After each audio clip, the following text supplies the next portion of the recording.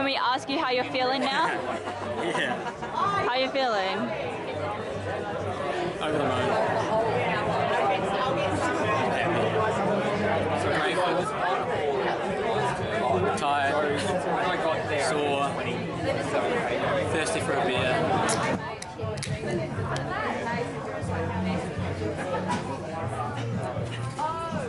Show time.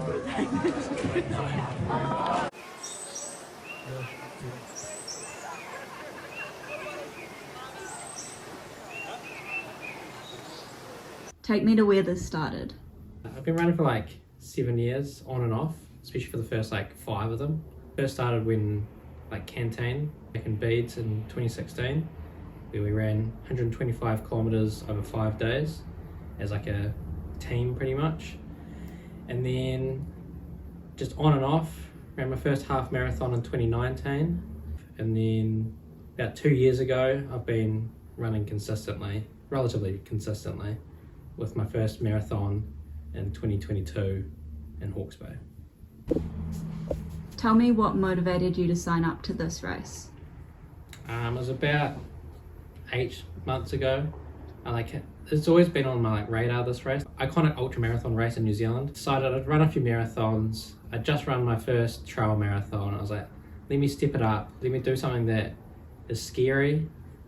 I think I can do it, but I'm not actually 100% sure. So it's just I want to really challenge myself, do something that scares me a bit, pushes me a little bit out of my comfort zone, but something that I reckon I could do, but I wasn't fully sure. So It's a big race, so what did your training look like? still self-coaching, which is like, here and there, but it was just every week would be a long run on the weekend, and that was just incrementally going up. I was working towards a 60 kilometer, but I ended up only doing a 53, and I think that was about 3 weeks out or 4 weeks out from the race.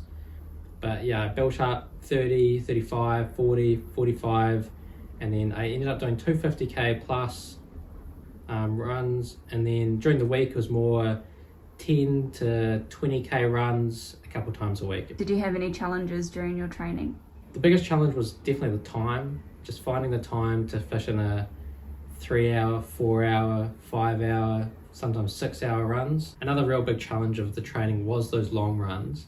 I really struggled to get out the door, knowing you're having to go for a 5 hour run, knowing you have to go for a 6 hour run. That's pretty scary. It's like a 40k, 50k run.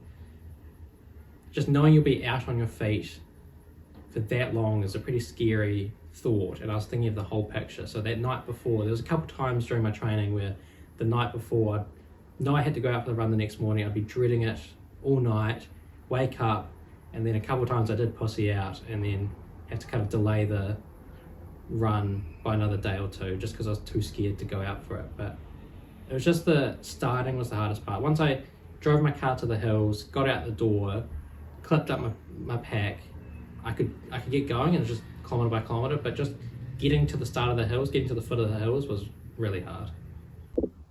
What did the week leading up to the race look like? The week leading up to the race, my final big run or bigger run was on that Sunday, 6 days out. I did about 27 kilometres up and over Bridle Path about 8 times. That was just essentially to get in as much elevation in the short amount of time as possible, and train some of the downhill, steep uphill and steep downhill. But then after that, it was just into some actual serious taper. So I think I went for one run during the week, light 7-8k or something like that. And then as a crew, Stephen, Grace, Millie and myself flew up all together Thursday morning up to Auckland. We then drove down to Rotorua, which is about a 3-hour drive, picked up some dinner stuff in Rotorua, headed to the Airbnb. Stephen and I went out for another final shakeout run together, which was really nice. Then we had a wee team meal at the Airbnb, which was really nice. What did the day leading up to the race look like? Started the morning bright and early at 7 a.m. going to the Pohuri and the welcoming of to the marae. That was really nice. It really reminded me that running on these trails in this land wasn't an entitlement, it was a privilege, that I got to go through these beautiful lands, natural bush, and that was really a nice cultural experience. We then signed in, got checked in, got my bag checked, got my gear checked, got weighed, signed my waiver, checked out some of the expo, which was pretty cool. And then we went out for like a big breakfast as the crew. Hung out, I got some of my gear ready, laid out, all my packs and all my kind of like bags for each aid stations. Got that all prepared. We then, as a crew, drove back into Rotorua for Domino's and some burger fuel for dinner, which was nice. It was a beautiful evening. And then we made our way back to the Airbnb, and then we had a wee kind of team meeting. Who's the crew? Oh, the crew is Millie, obviously, and then unofficially crew chief would have been Stephen, and then Grace as well. I'd kind of prepared all my gear already. I'd gotten my separate bags that I want at different aid stations kind of allocated all together, and so I kind of just went through how I like my pack laid out, where I like my water and electrolytes, where I like my gels and bars, what I like to have in my backpack. So when I could come into the aid stations, they could know where I like things, where I expect things. I also went through my gear bags, so they knew what was in each one, which one was for the specific aid stations, and they would have different shoes, different socks. That week leading up to it, I'd written out a wee sheet of at what points I'd want to be eating. The rough plan was to be eating something every 30 to 40 minutes or 6 to 7K. Whether there was a gel, a nut bar, some whole food like a ham sandwich or some pizza, as well as sprinkled in some fresh fruit and lollies at the aid stations.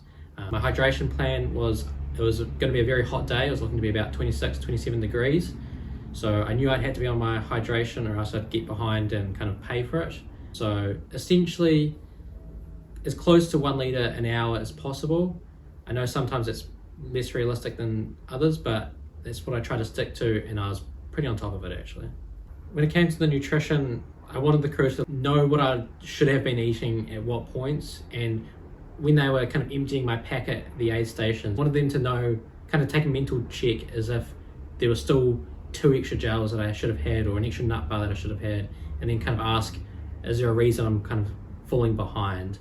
So yeah, if I was behind, I'd kind of want the crew to get on my case a little bit and make sure that I was keeping up to date and eating as much as I could. One at 10K, one at 57K, one at 87K, and one at 98K, I believe. The first 2 that they could access were accessible by shuttle, so they'd park up, catch a bus to the aid stations, and then the final 2 that they could access, you could just drive straight up to them. 4 others that they couldn't access, they were just deep into the trail, and they were at 22, 29, 42, and 75, I believe. And then just essentially help me be efficient at them, change out my water as quickly as possible, change my shoes and socks if I needed that, help feed me, get everything in and out of my pack as best as possible. But also, not tangibly, but the biggest role they had was just to like support me. Like their moral support was insanely important to me. Just knowing that I'd get to see them at a certain aid station was such a big motivation during the day. What did the morning of the race look like?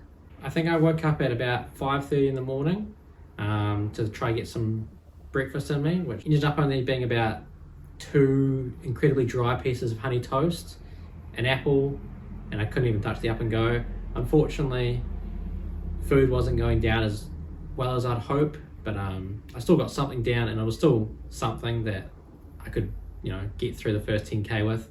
We packed the car up at about 6 a.m. or just past 6 to head into Rotorua, which was about a 40-minute drive, watching the beautiful sunrise, to head to the start line at about 7, to then kind of kick off at 7:30. 7.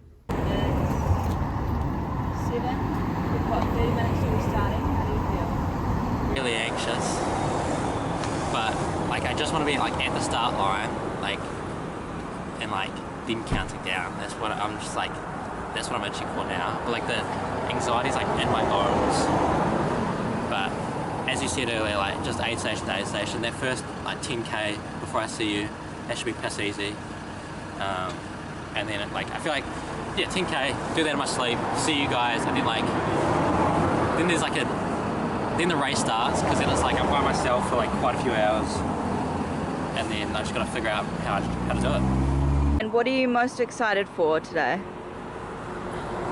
Crossing the finish line is a bad answer, because that's not enjoying the process, but obviously crossing the finish line but just like, I don't know if it's what I'm most excited for, but I'm excited to hear me out on this, like to go down and like go through a low and like feeling and mood and physical feeling, but then like come out of it and then be like, that was a thing of the past, now I'm feeling better. And just like know that I can get through the bad part to get to the good part.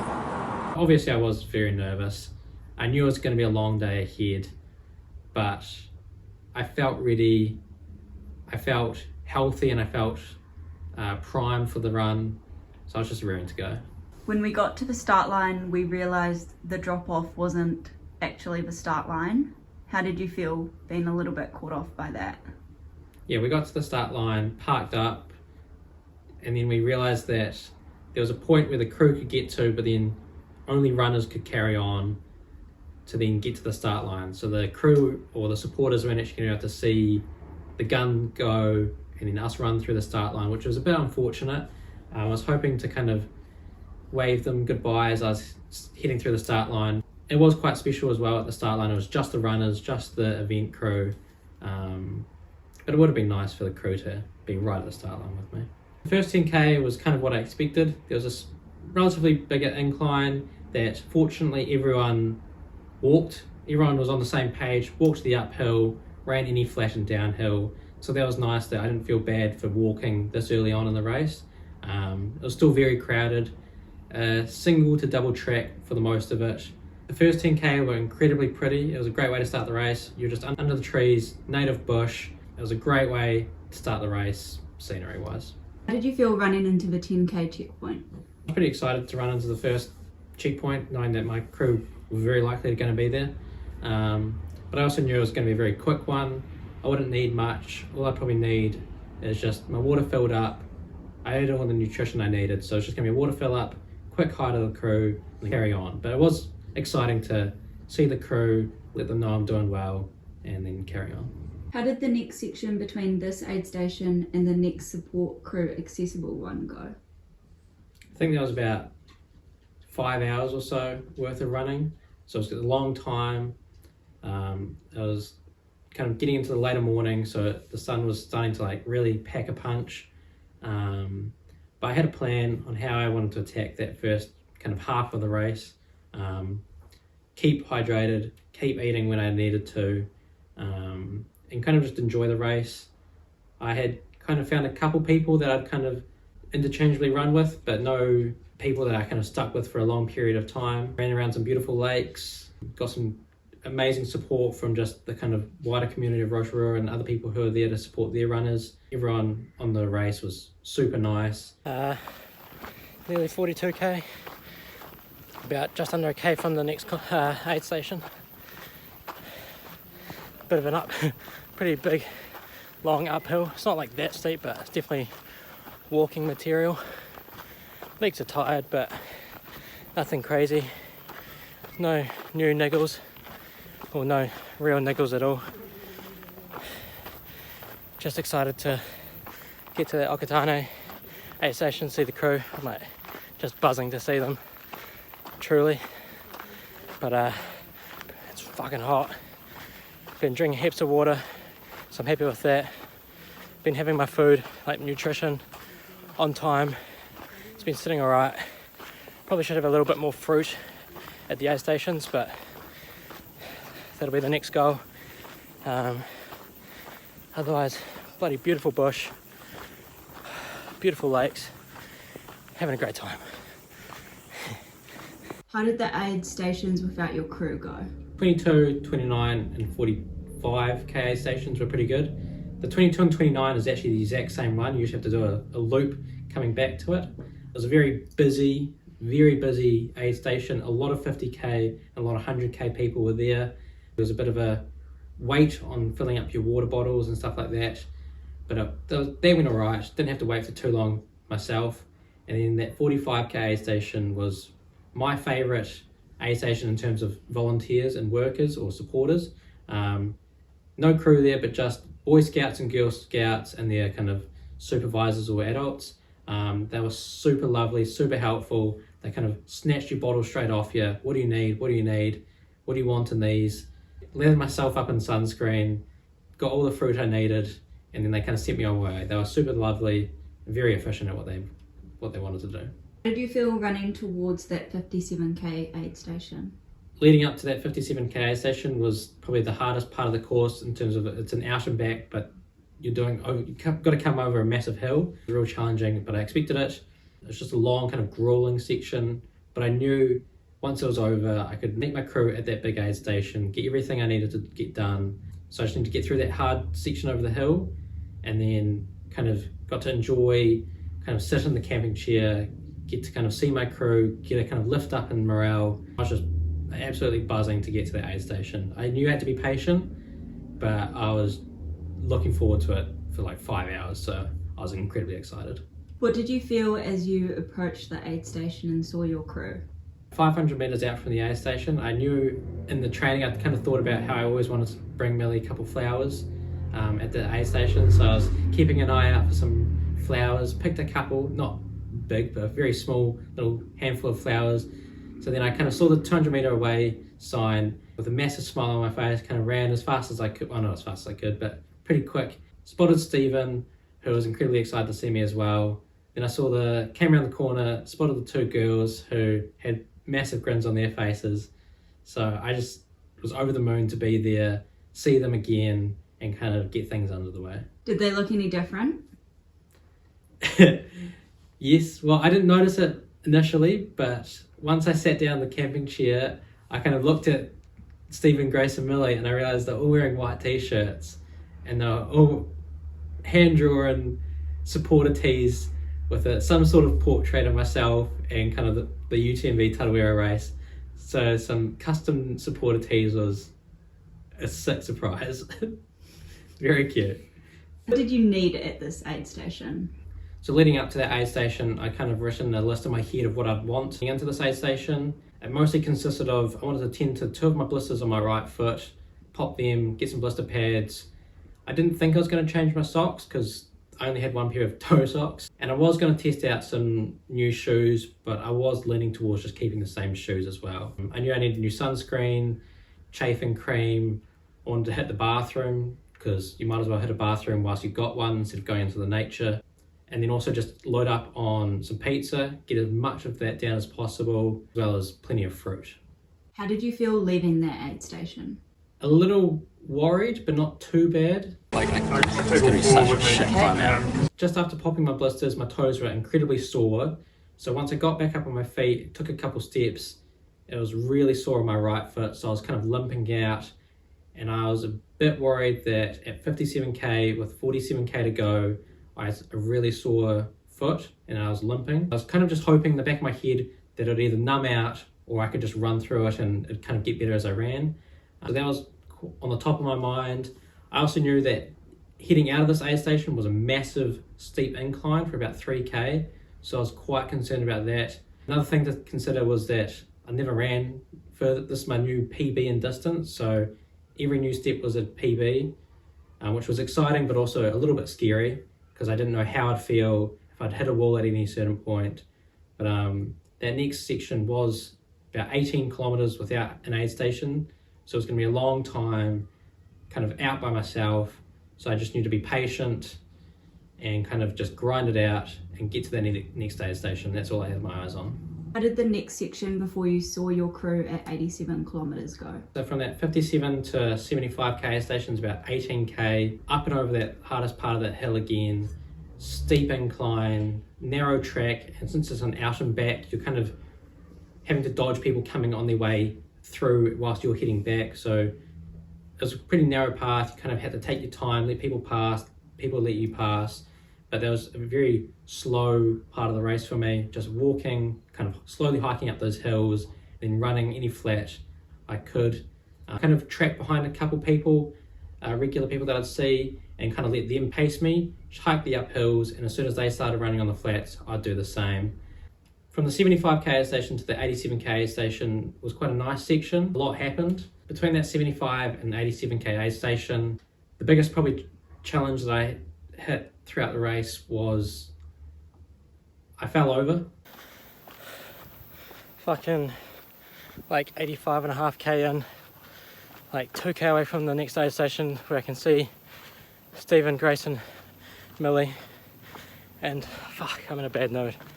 I just, about 800 meters ago, I got distracted because, not her fault, my fault, but I got distracted because volunteer was directing me in the right way. I was looking at her, tripped, and then my fucking watch, I realised I tripped, so then I tried to send out an emergency. And then I cancelled that because I was fine. Got a cramp in my right hamstring, but I was fine. And then that stopped my run, so that's annoying. And I'm going to be later than I expect, but oh well. I tried to figure out if I could resume my previous 80k, 85k run, but to no avail. I ended up just having to start a new run, and this affected me quite a lot mentally. I really wanted to kind of track this run, all as one run obviously. I really was excited to kind of see my watch tick over triple digits in kilometers. I wasn't going to get to do that, so I was in a real foul mood 85k in, because I was obviously quite tired as well. What motivated me to keep going was not long before I fell over is I was checking my text to text Millie, just a quick text saying how I'm going or where I'm at. I'd been getting a lot of texts from a lot of family and friends throughout the day, and I just quickly decided to read the top 3 or 4, which was from some family and friends, and they were just really sweet, really kind, really supportive messages. And obviously being out on my feet for already about, 9-10 hours, I was quite tired. It hit me quite hard, shed a few tears, and I was just feeling incredibly grateful, incredibly appreciative of all the support that was behind me. So that's what kind of keeps me going, keeps the one foot in front of the other.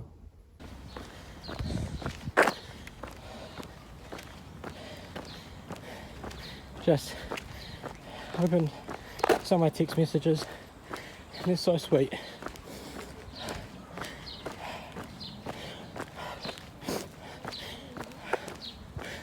Oh, my friends. Oh, that's soppy. So, I'm so grateful. So grateful. Thank you to everyone.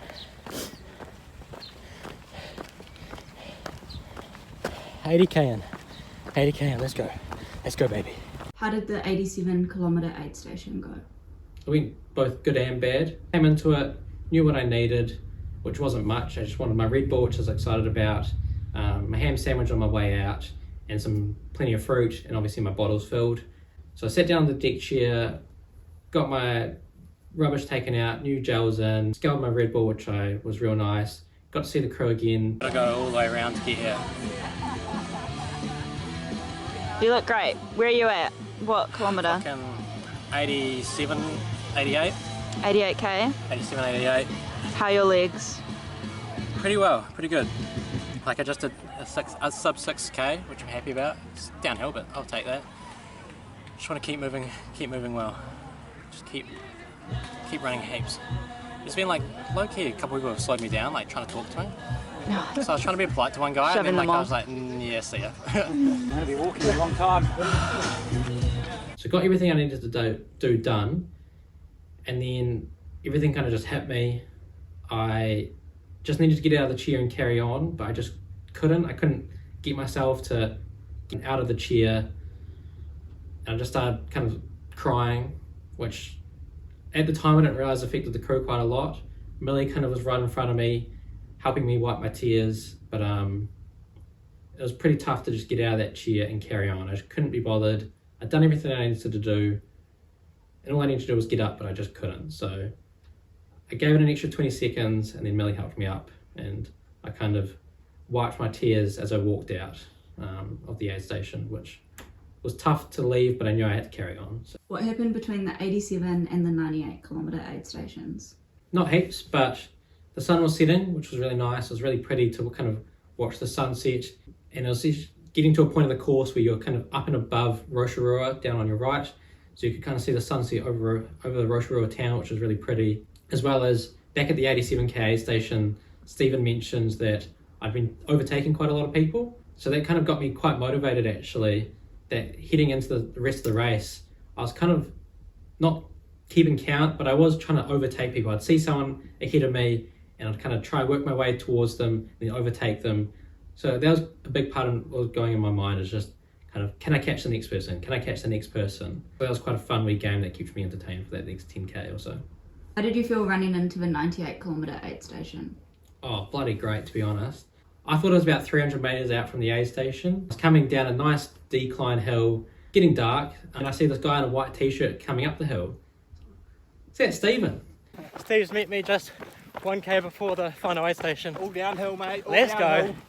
Let's fucking go. So I was pretty pleased to see him. He's like, oh, it's just downhill, 1k to go. I was like, oh, I thought I had 300 metres, but that was right. So I got to run in with Stephen for about 1 kilometre, which was super awesome. I was moving real well. And then about 200-300 metres out, I saw the girls. Then they joined Stephen and I running into the aid station, into the Redwoods aid station. So having kind of my crew right behind me running into the aid station when I was already feeling really good. Oh, that was really special. That was definitely a highlight of the race, is having literally my crew behind me running with me. That was real special. Into the 98k aid station, I didn't really need anything. All right, where are we? 98k aid station, last aid station. Redwoods, it's pretty lit here. I've been hammering that last, like what, 10k. Overtook a bunch of people, like a lot of people. It's not a big deal, no, I'm joking. I'm joking. Humble King. Plan is 4k, just chill, hammer the last 2k. You guys better be Give us ready. time to get there. Yeah, you better be ready. I was feeling good. The legs were moving as well as they could have that far into the race. All I wanted was a bit of extra hydration in my bottles. I was going to maybe have another gel, but I was like, it's this late in the race, 6k, I can probably just brute force it through the rest of this race. So all I did, quickly sat down, Stephen and Grace, I think, filled up my bottles, and then went on my way. Got my head torch out as well. So for anyone confused, there was a 98 kilometre aid station, but not another 2 kilometres to go. So this is not just a 100 kilometre race? No, the race is actually 104.6 kilometres, if you're being precise with it. So yeah, that 98k aid station, you still had about 6.5k to go, but it was through the sulphur flats and around kind of the edge of Lake Rotorua and then into the finish line.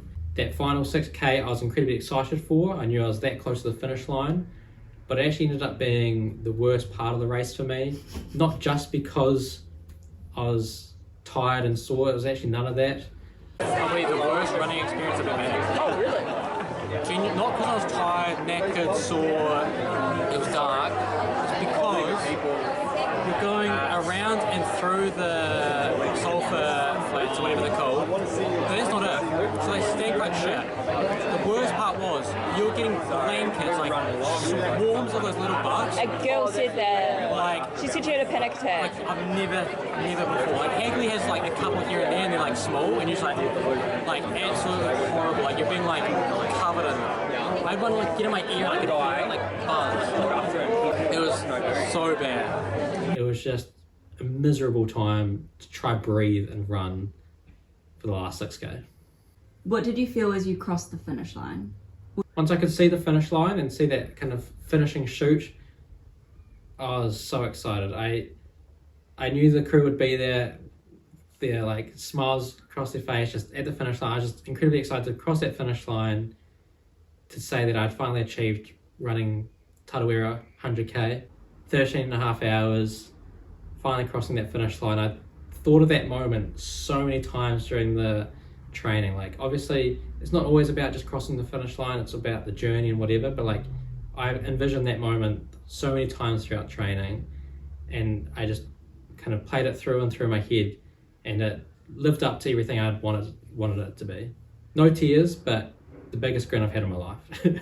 It's like so many emotions that like it's hard to even just put it into words, but it was just excitement, pride, and just I don't know, I just felt over the moon, to be honest. What did you do once you crossed the finish line? Once across the finish line, spotted the crew, gave them a wee thumbs up, I think, got my medal, and then headed straight to the crew, gave them all a massive sweaty ass hug, and just said thank you so much. So I gave them a massive hug and then kind of followed the chute round into this kind of final aid station essentially. As you walk through the final aid station, you have to weigh yourself as well to make sure you haven't lost or gained any weight. I ended up losing just under 2 kgs, which I think is pretty normal. So the crew met me in that tent. We found a chair.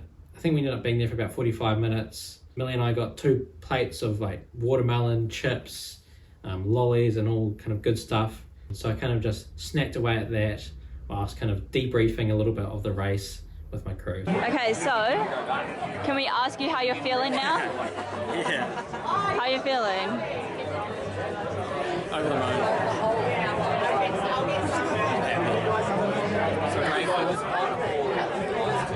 Tired, sore, thirsty for a beer, but just over the moon.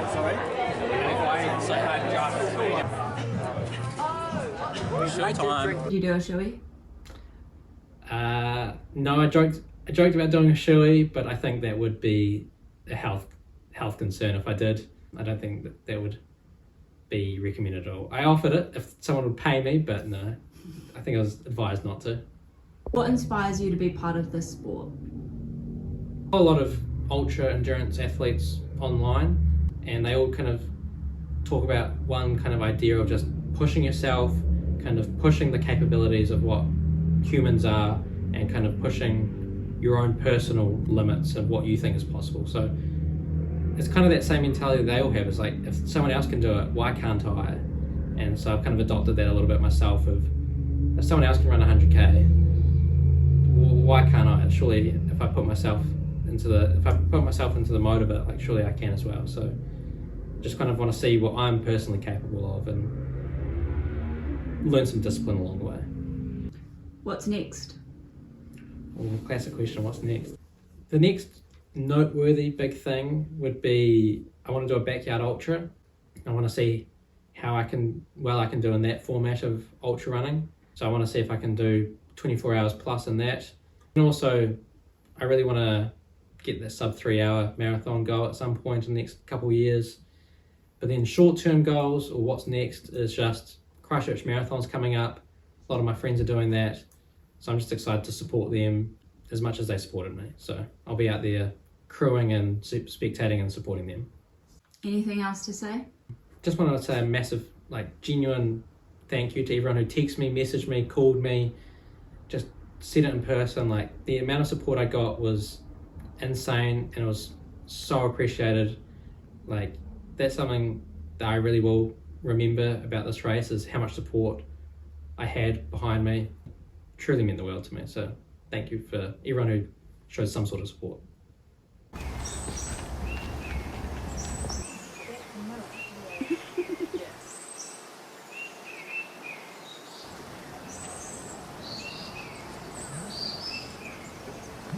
Everybody does. Yeah. I reckon all athletes are brilliant speed readers. Yeah. It's a lot to read, to be fair. All the runners in their wild environment.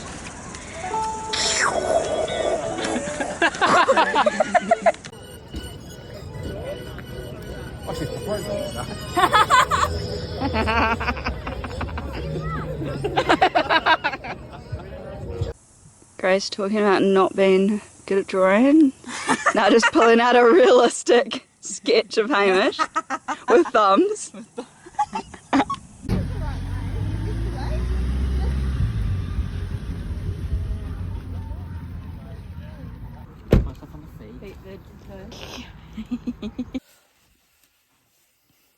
I mean, the blisters did the job. You fucking weirdo. It's all Grace is making money tonight. give them a little twirl. Kind of wiped my tears as I walked out of the aid station, which was tough to leave, but I knew I had to carry on. So.